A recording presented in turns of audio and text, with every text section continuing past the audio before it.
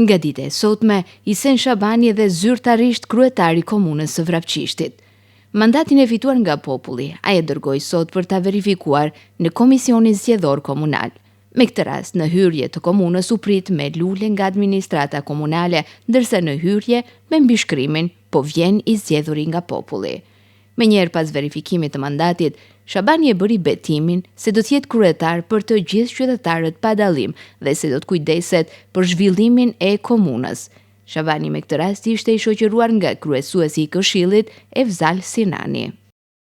Unë Isen Shabani deklaroj solemnisht se funksionin e kryetarit të komunës së Vrapçishtit do ta ushtroj në përputhje me Kushtetutën dhe ligjet e Republikës së Maqedonisë së Veriut,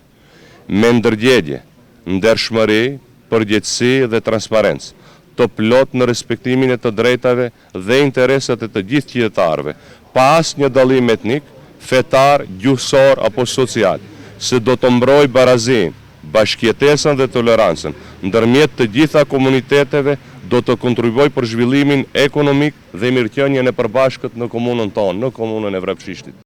Ndryshe, këto ishin zgjedhjet më të gjata në historinë e Vrapçishtit, për të cilat Shabani tha se do të kujdesen që t'i verifikojnë të gjitha procedurat me qëllim që pas 4 viteve të mos vinë në shprehje e njëjta situatë. Është e vërtet që në këto zgjedhje gati se 6 muaj të plota kemi qenë në kampanjë deri në përfundimin e zgjedhjes procesit zgjedhor. Unë kam folur edhe në mediume tjera që ligji duhet të bëhet interpretimi i sakt. Ne kemi domethënë mangësi gjatë interpretimit nga vetë institucionet kompetente, siç është Komisioni Shtetëror Zgjedhor, është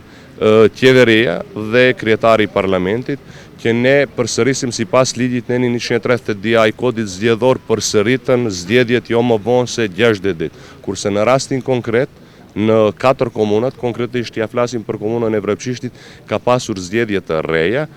ku ne tani më nuk do t'i drejtohemi gjykatës kushtetuese se ky proces u mbill, por do t'i drejtohemi parlamentit për të bërë interpretimin autentik të ligjit, që pas 4 viteve mos